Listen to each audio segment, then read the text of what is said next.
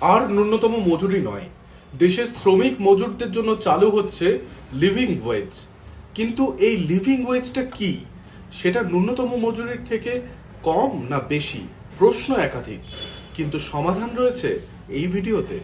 2025 সালের মধ্যে ন্যূনতম মজুরির পরিবর্তে ভারতে চালু হতে চলেছে লিভিং ওয়েজ। নতুন এই ব্যবস্থা চালু করতে জোর কদমে প্রস্তুতি নিচ্ছে মোদী সরকার।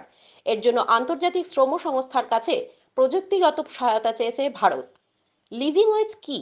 একজন শ্রমিক বা মজুরির মৌলিক চাহিদা পূরণের জন্য প্রয়োজনীয় ন্যূনতম আয়কেই লিভিং ওয়েজ বলা হচ্ছে। একজন ব্যক্তির আবাসন, খাদ্য, পোশাক, স্বাস্থ্যসেবা, শিক্ষার চাহিদাকে প্রধান সামাজিক ব্যয় হিসাবে আইএলও অনুমোদন দিয়েছে। চলতি বছরের মার্চ মাসের শুরুর দিকে এই অনুমোদন দেয়। আর এই ব্যয় অবশ্যই ন্যূনতম মজুরির চেয়ে বেশি হবে। তাই লিভিং ওয়েজ ন্যূনতম মজুরির চেয়ে অঙ্কে বড় হবে বলেই আশা করা যাচ্ছে।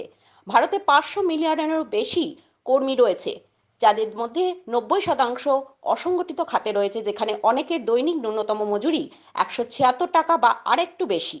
এদের জীবন সংগ্রাম খানিকটা সহজ করতে ভারত সরকারের এই নতুন ভাবনাকে বাস্তবায়িত করতে সাহায্য করার সম্মতি দিয়েছে আইএলও। লোকসভা ভোটের মুখে শ্রমিক মজুরদের মন কাটতে মাস্টার স্ট্রোক মোদী সরকারের।